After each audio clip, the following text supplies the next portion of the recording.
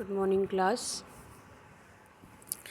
सो हम लोगों ने देखा था कि क्या होता है respiratory system, functions of organs. So हम आगे कंटिन्यू करते हैं जो भी रिमेनिंग टॉपिक थी। तो हम लोगों ने आज से कुछ दिन पहले मैंने पढ़ाया था कि रिस्पायरेटरी सिस्टम क्या है, क्या फंक्शंस है।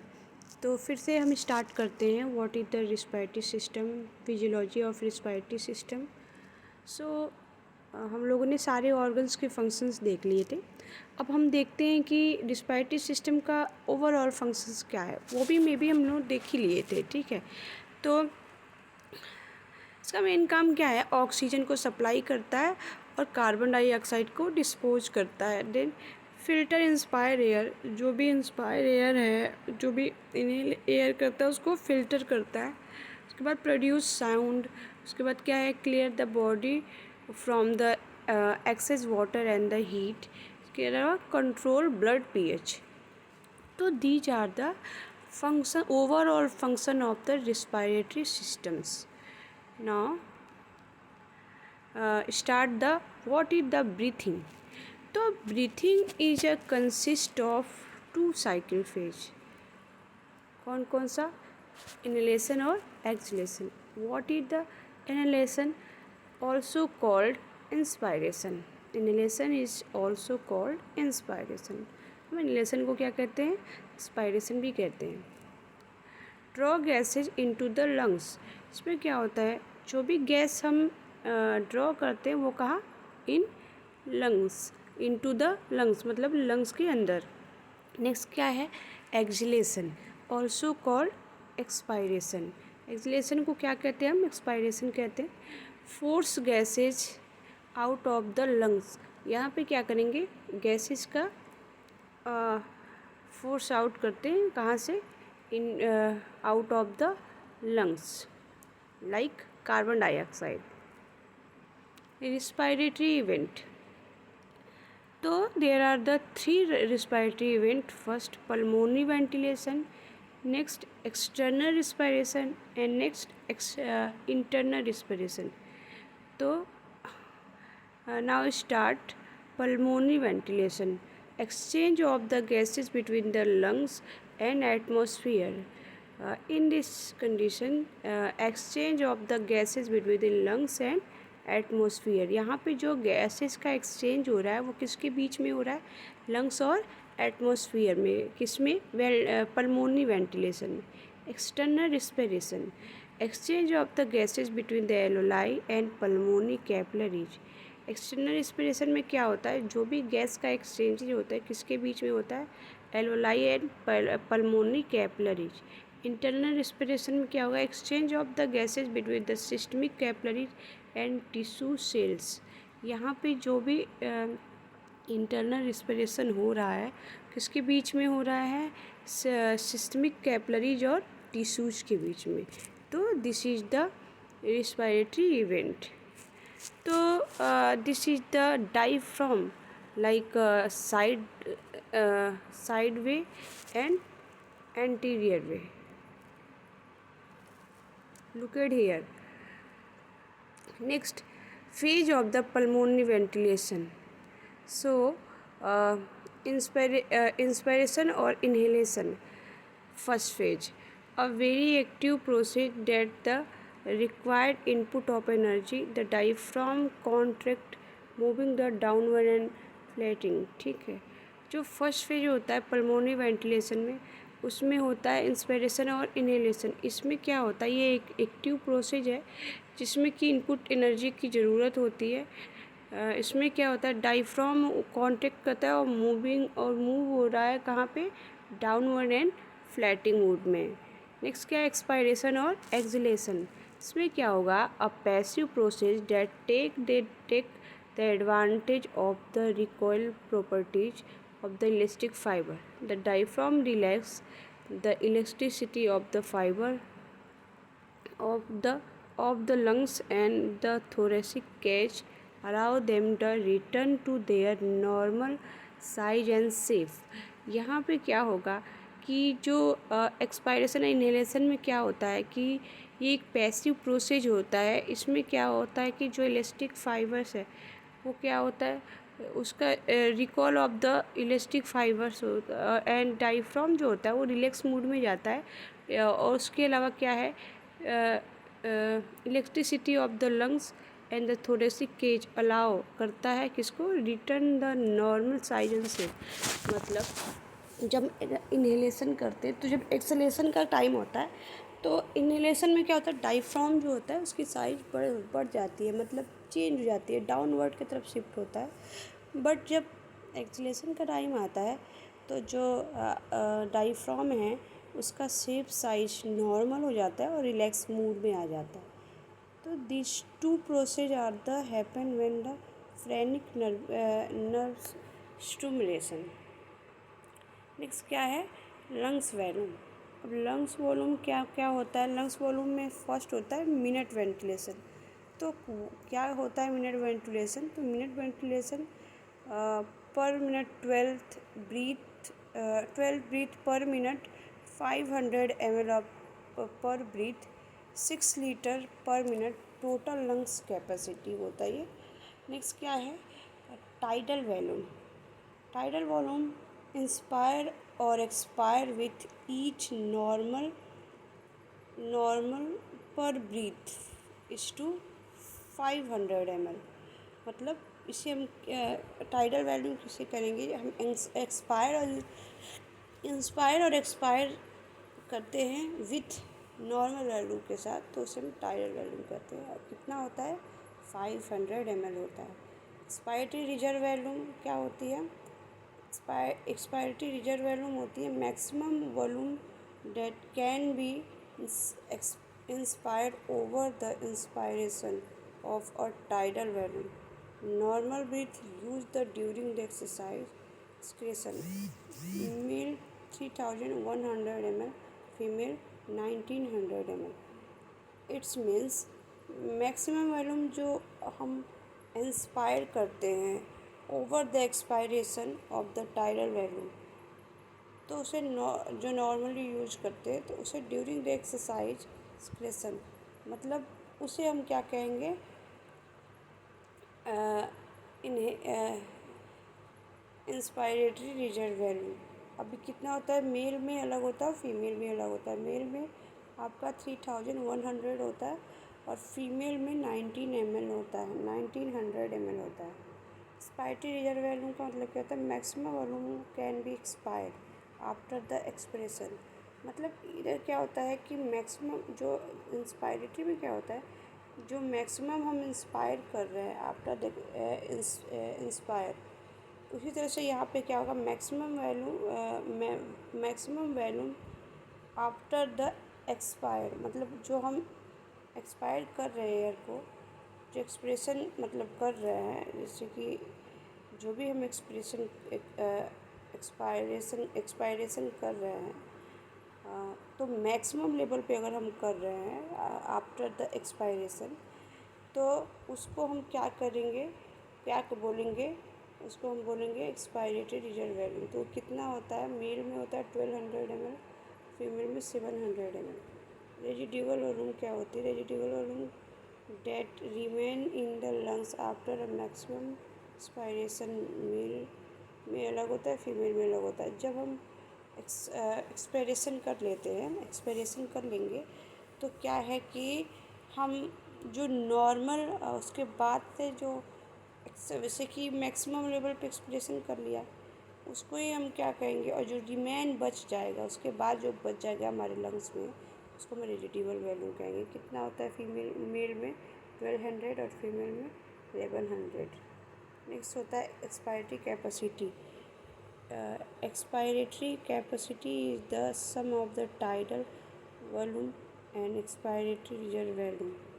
टोटल कितना होगा, 500 and 3100 ml, total 3600 ml in male and female में कितना होता है, 2400 ml क्या एक्सपायरेटरी कैपेसिटी होता है। मतलब यहाँ पे टाइडल वॉल्यूम और एक्सपायरेटरी रिजर्व वॉल्यूम को हम प्लस कर लेते हैं। उसके बाद क्या है, फंक्शनल रेजिडुअल कैपेसिटी में क्या होगा कि हम यहाँ पे एक्सपायरेटरी रिजर्व वैल्यूम को और रेजिडुअल वैल्यूम को क्या करेंगे, हम प्लस कर देंगे। तो क्या होगा कि मेल में 1100 और फीमेल में, यहाँ पे फीमेल में क्या है, यहाँ पे फीमेल में ज़्यादा आता है, ठीक है, 1800 है।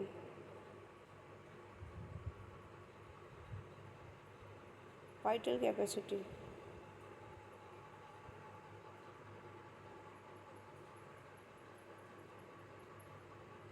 vital is the sum of the expiratory reserve value, tidal volume, volume and expiratory reserve volume। इसमें क्या होगा, वाइटल कैपेसिटी में एक्सपायरेटरी रिजर्व वैल्यूम को प्लस करेंगे, टाइडल वैल्यूम को करेंगे, और इंस्पायरेटरी और एक्सपायरेटरी दोनों वैल्यूम को, दोनों को ही क्या करेंगे, प्लस कर देंगे, और साथ में टाइडल वैल्यूम को भी क्या करेंगे, प्लस कर देंगे। जितना आएगा उतना वो क्या होता है, वाइटल कैपेसिटी होती है। तो इन मेल में 4800 और फीमेल में 3100 ml होता है vital capacity. Total lungs capacity कितना होती है, तो इसमें क्या क्या सम करते हैं, तो सबसे पहले वाइटल कैपेसिटी, रेजिडुअल वॉल्यूम, और क्या होता है, some vital capacity and residual volume. उसके बाद expiratory reserve volume, inspiratory reserve volume, tidal volume, ये सारे को क्या करेंगे, कवर, मतलब ओवरऑल क्या करेंगे, केवल रेजिडुअल जो वॉल्यूम है उसको भी ऐड करेंगे। सबको प्लस करने के बाद कितना आता है, वो आपका टोटल लंग्स कैपेसिटी है। तो टोटल कितना होता है, लंग्स कैपेसिटी टोटल 6000 होता है। मेल में होता है 3100 ml, और फीमेल में होता है कितना, 1100 ml, लेकिन टोटल कितना होगा, 6 होगा।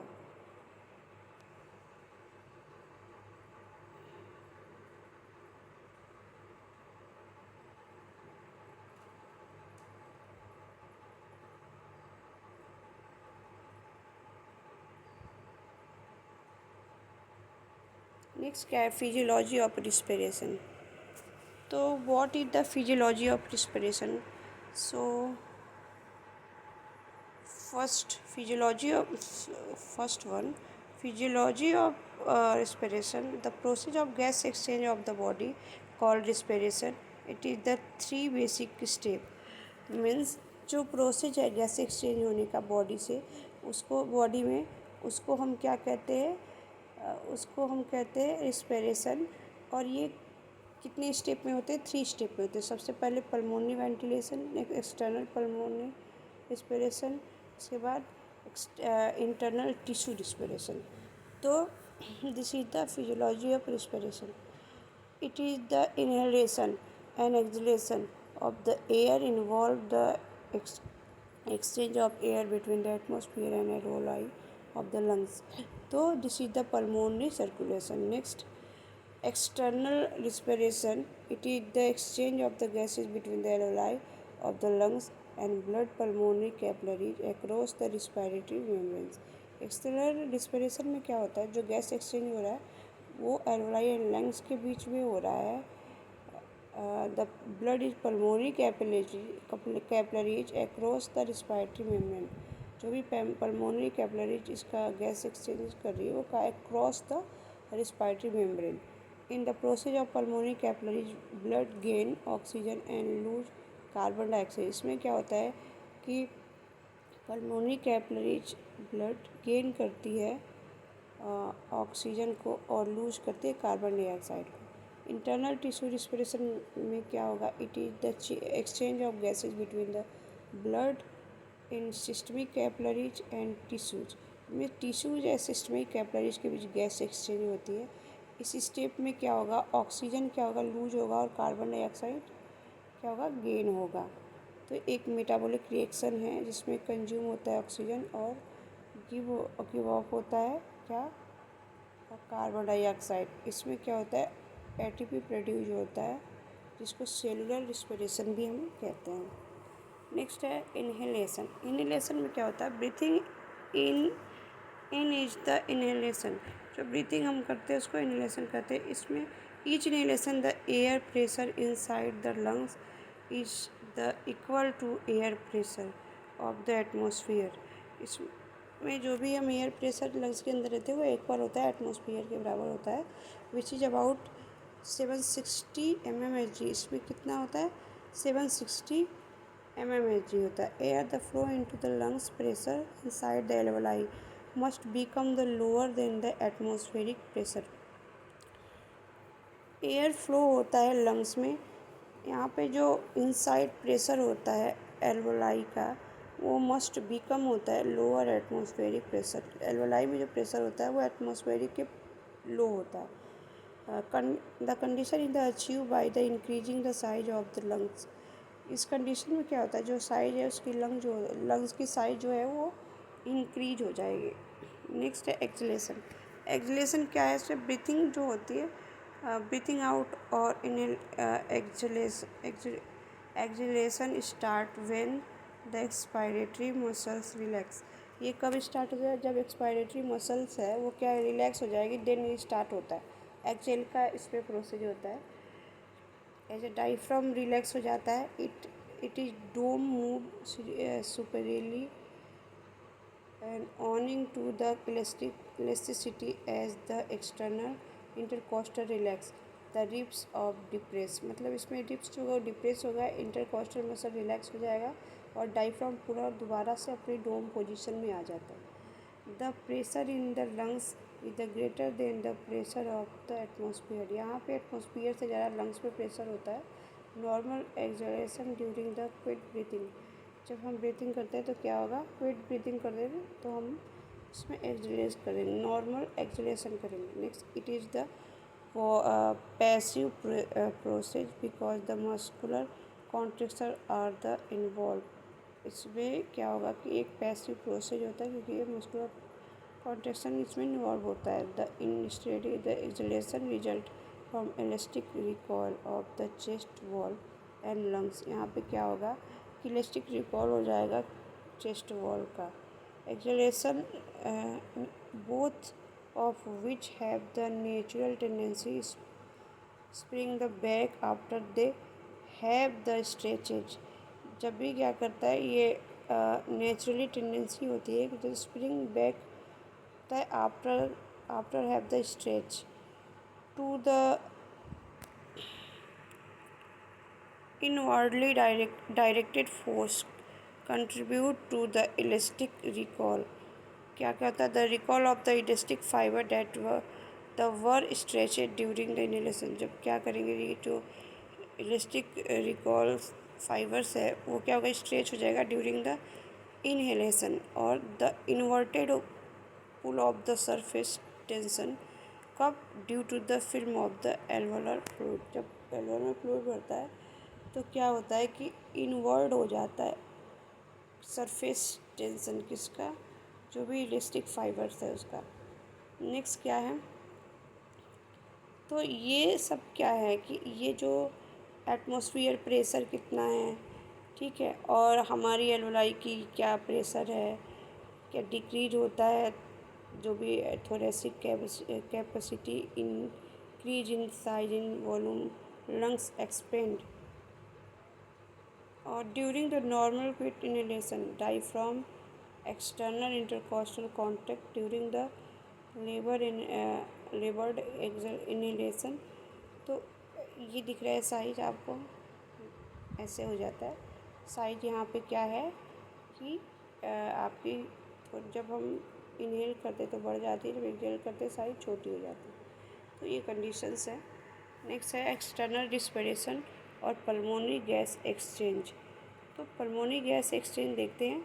It is the diffusion of the oxygen from air in the alveoli of the lungs to blood in pulmonary capillaries and the diffusion of the carbon dioxide in the opposite direction। मतलब इसमें क्या होगा कि gas exchange होगा।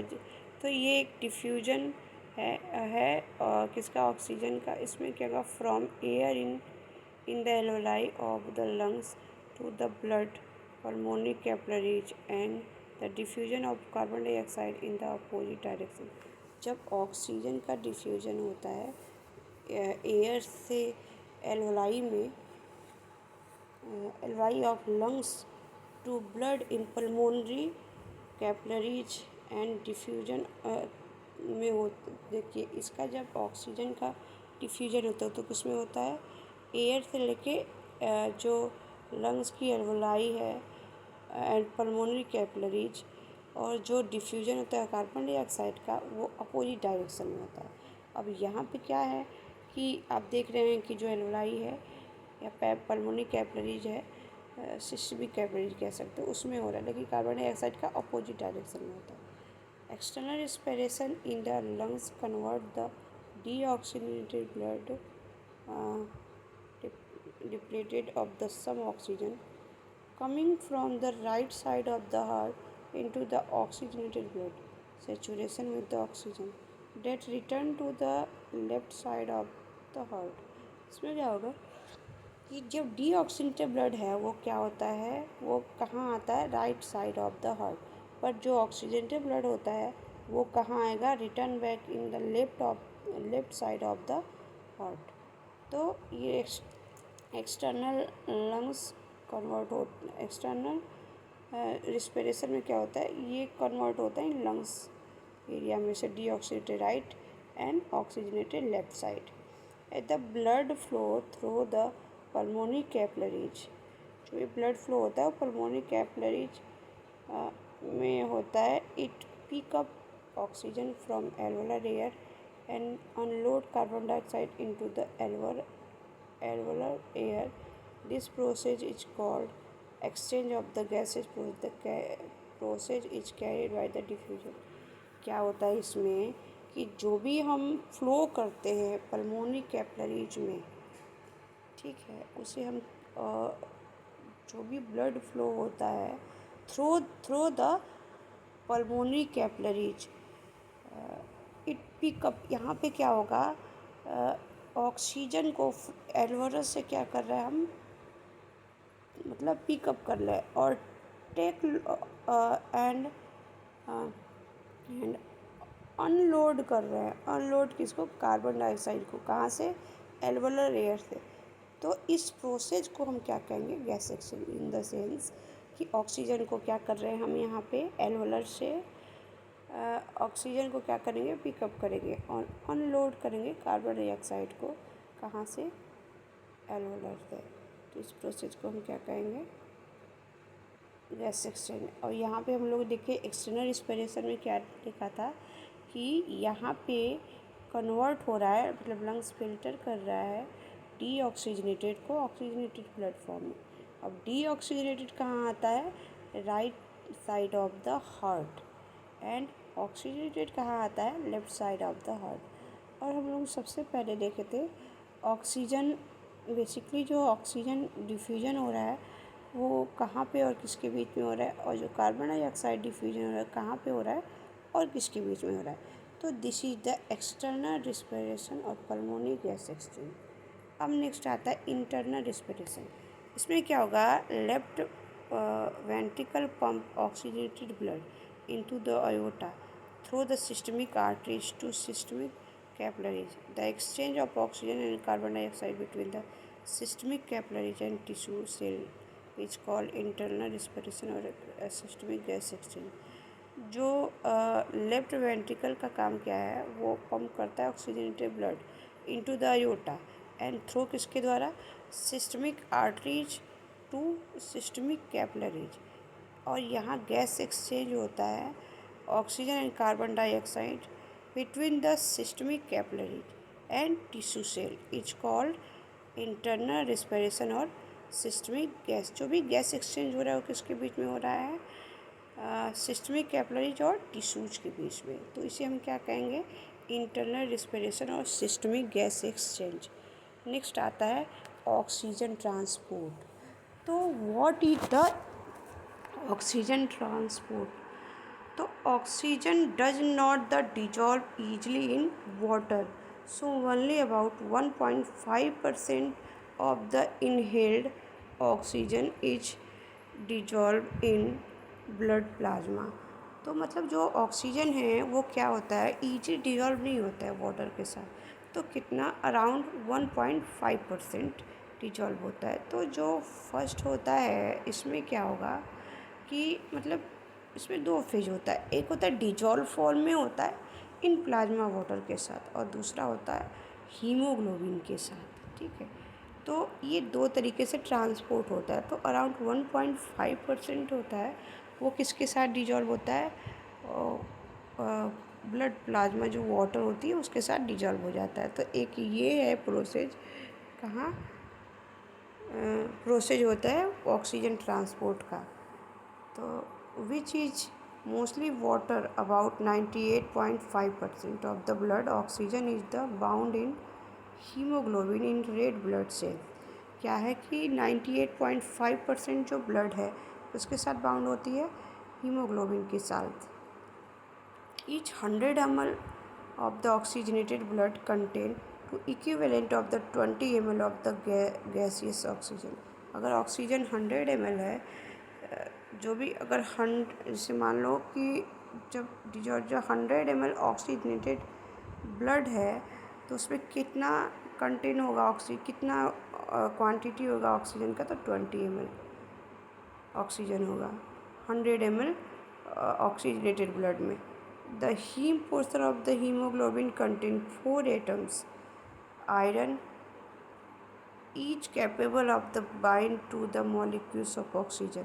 मतलब मान लो दो portion होता है हीमोग्लोबिन का, हीम एंड क्या ग्लोबिन, तो दो हीम होता है और दो ग्लोबिन होता है। तो हर एक में एक आपका आयरन मिलेगा, हीम में या ग्लोबिन दोनों में।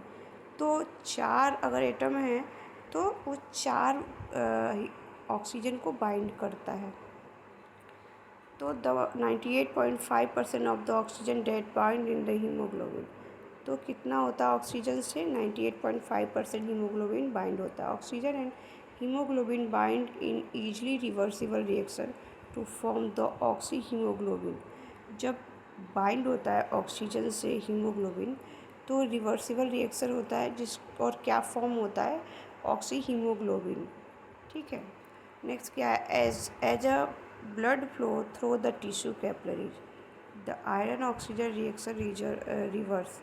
जब ब्लड फ्लो जो होता है वो किसके द्वारा होता है, टिश्यू कैपिलरीज के द्वारा होता है। The iron oxygen reaction reverse होता है, haemoglobin release oxygen and which diffuse the first into the interstitial fluid and then into the cell. जब यहाँ पे क्या होगा, हीमोग्लोबिन रिलीज करता है ऑक्सीजन को, विच डिफ्यूज करता है फर्स्ट कहाँ पे, इंटरस्टीरियल फ्लूइड में, उसके बाद कहाँ जाएगा, इनटू द सेल।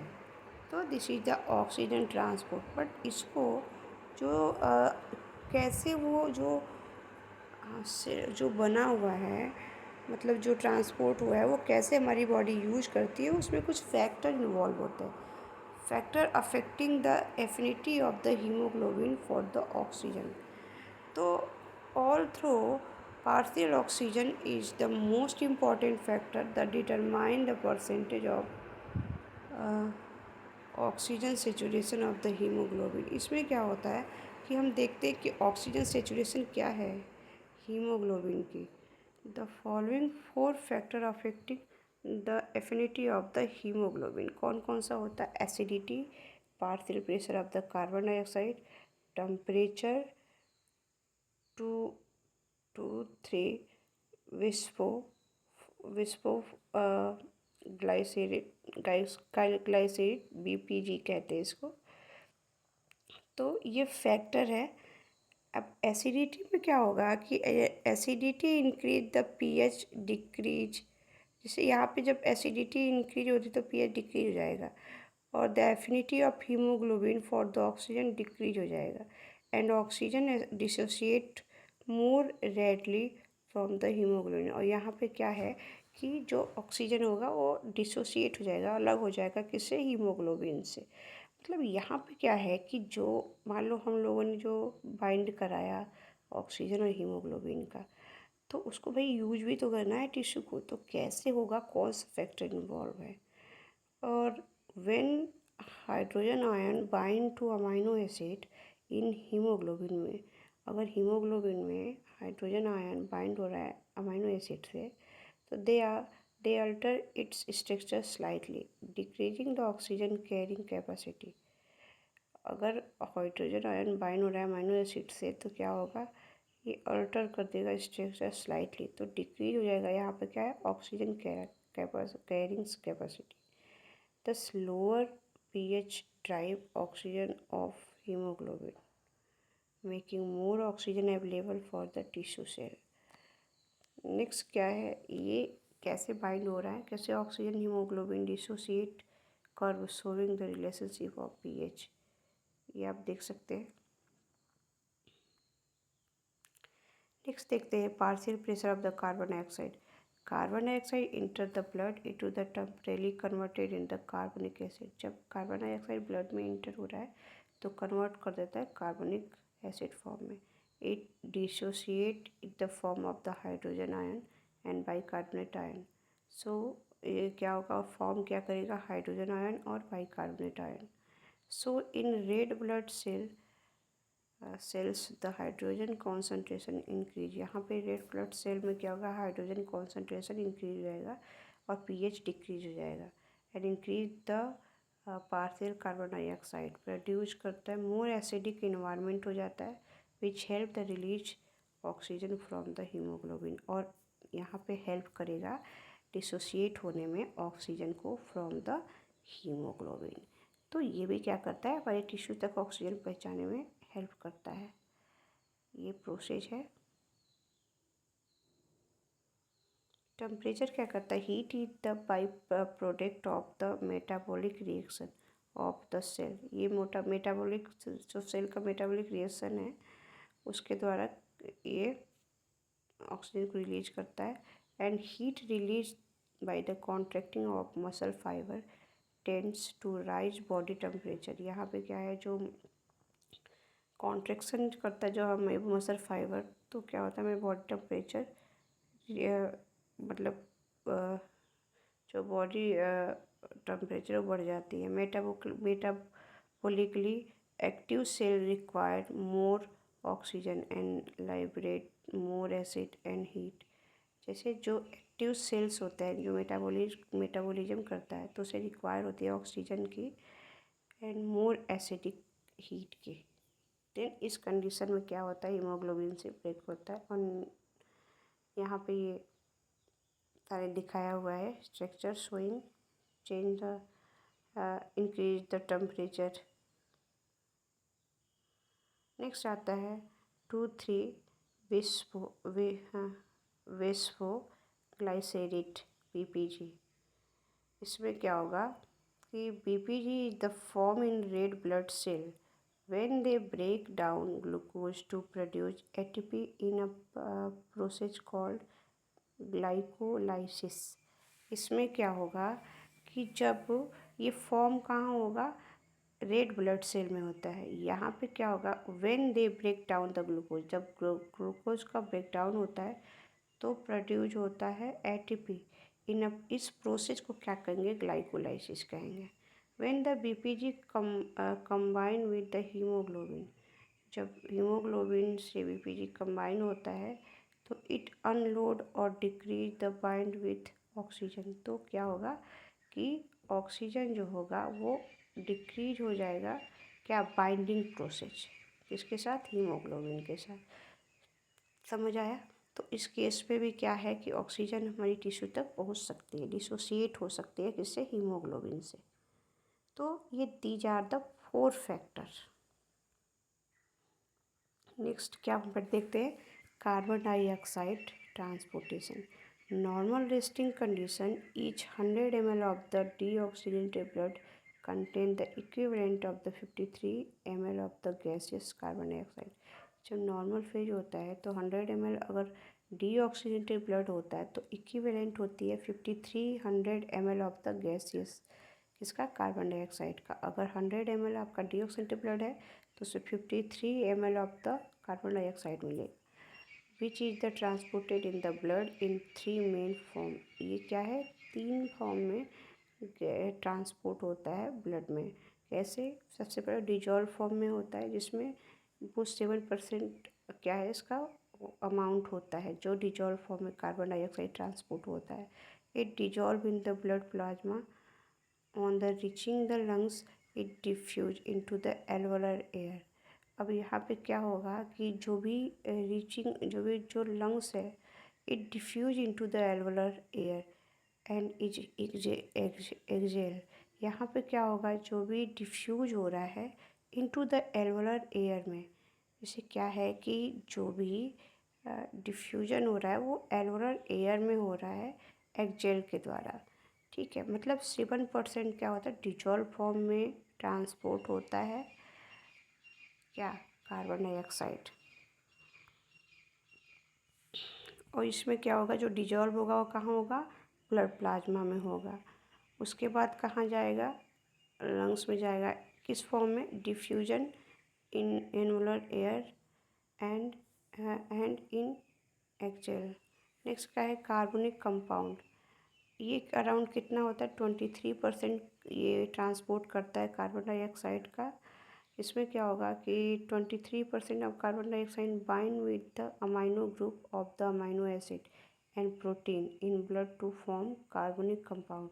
ये जो बाइंड होता है अमाइनो एसिड से एंड प्रोटीन से ब्लड में और फॉर्म करता है कार्बनिक कंपाउंड। द मेन का carbon dioxide bind side the terminal amino acid in the 2 alpha and 2 beta globin chain. इसमें क्या होगा, जो टर्मिनल साइड है किसका, अमाइनो एसिड का, वहाँ पे बाइंड होता है। इसमें 2 अल्फा होता है और 2 बीटा ग्लोबिन चैन बनता है। हीमोग्लोबिन डेट है the bond carbon dioxide it terminal. जैसे यहाँ पे हीमोग्लोबिन बाइंड हो जाएगा कहाँ से, किससे, कार्बन डाइऑक्साइड से, और क्या फॉर्म करेगा, कार्बामाइन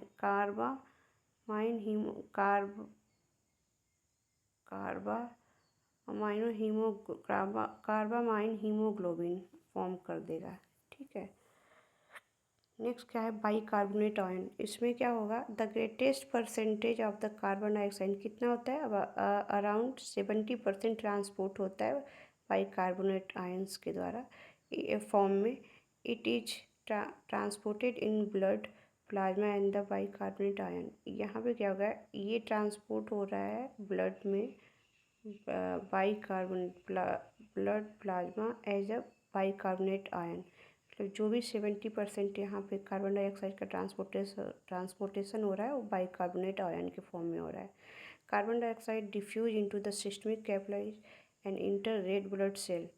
यहाँ पे क्या होगा, डिफ्यूज होगा कार्बन डाइऑक्साइड सिस्टमिक कैपिलरी में और इंटर होगा रेड ब्लड सेल में। It react with the water in the pressure of the enzymes carbonic anhydrase to form the carbonic acid which dissociate into the hydrogen ion and hydrogen ion क्या होगा, ये diffuse हो जाएगा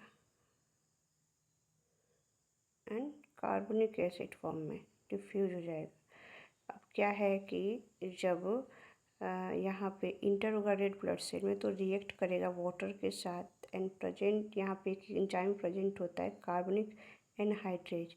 वो क्या करता है, कार्बनिक एसिड को फॉर्म द कार्बनिक एसिड और डिसोसिएट कर देगा किसमें, हाइड्रोजन आयन में और कार्बनिक एसिड फॉर्म में। और इस तरीके से क्या होता है, ट्रांसपोर्ट होता है किसका, कार्बन डाइऑक्साइड का। तो ये डिसोसिएट कर्व है, जब डीऑक्सीडेटेड हो जाता है ब्लड और ऑक्सीडेटेड ब्लड हो जाता है, ये दिख रहा है आपको। नेक्स्ट क्या है, ये सारे आपके transportation of the oxygen, transportation of the carbon dioxide. तो आई थिंक आपको पता हो गया होगा ट्रांसपोर्टेशन कैसे होता है। अब जो भी रिमेनिंग है जैसे रेगुलेशन ऑफ द रिस्पिरेशन वो मैं आपको नेक्स्ट वीडियो में दूंगी। तब तक लिए thank you very much for watching my video and take care yourself. आप मेरे चैनल को सब्सक्राइब करिए, ज़्यादा से ज़्यादा लाइक करिए एंड शेयर करिए। प्लीज़ मेरे चैनल को सब्सक्राइब करिए।